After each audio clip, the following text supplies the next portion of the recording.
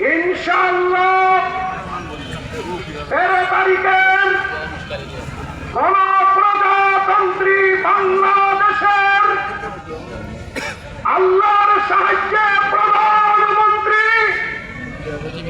এখন আপনাদের সামনে সেই কাঙ্ক্ষিত ব্যক্তির বক্তব্য রাখছেন বাংলাদেশ জামাত ইসলামীর সংগ্রামী আমির 11 দলীয় নির্বাচনী ঐক্যের অগ্র সেনানী ডাক্তার শফিকুর রহমান।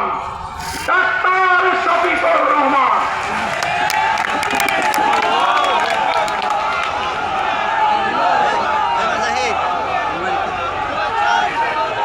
আসসালামু আলাইকুম ওয়া রাহমাতুল্লাহ। জোহরের নামাজের সময় আসন্ন, এই জন্য সবাই একটু স্লোগান বন্ধ করে দুটি কথা সংক্ষেপে শুনবেন ইনশাআল্লাহ। তার আগে একটু নড়ে চড়ে উঠি। লিল্লাহি তাকবীর, লিল্লাহি তাকবীর।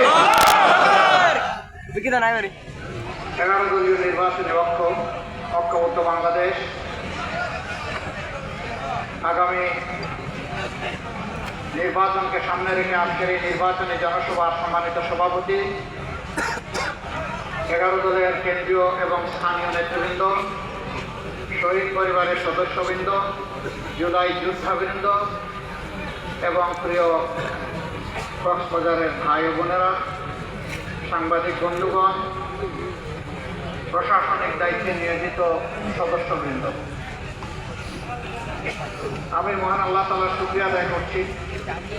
জুলাই বিপ্লবের পর এটি দ্বিতীয়বার আমার পর। আলহামদুলিল্লাহ। তখন যখন আসি তখন নির্বাচনের দিনক্ষণ ঠিক হয়নি, এখন দিনক্ষণ ঠিক হয়েছে এবং ঘনিয়ে এসেছে। এবারকার